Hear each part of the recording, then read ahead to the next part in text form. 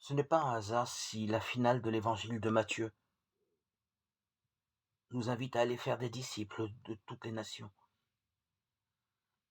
Le dynamisme de la résurrection est un puissant moteur intérieur qui possède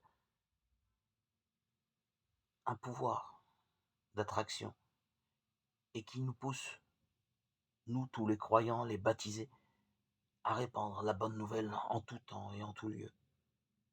Après Jésus et comme Jésus, les premiers disciples vont de ville en ville, de maison en maison, de place publique en place publique, pour annoncer la parole d'espérance et de réconciliation qu'ils ont entendue et dont ils vivent cette parole. Notre monde en a un urgent besoin. Nous l'avons reçue pour la transmettre.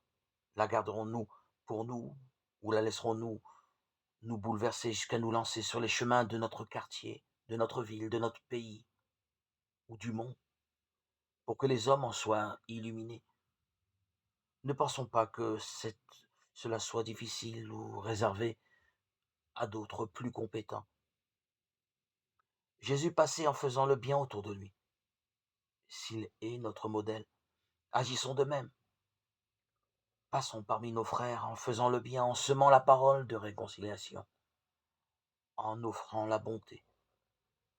C'est en approfondissant notre relation au Christ dans la prière quotidienne que nous pouvons vivre sa présence consolante, gratifiante, miséricordieuse,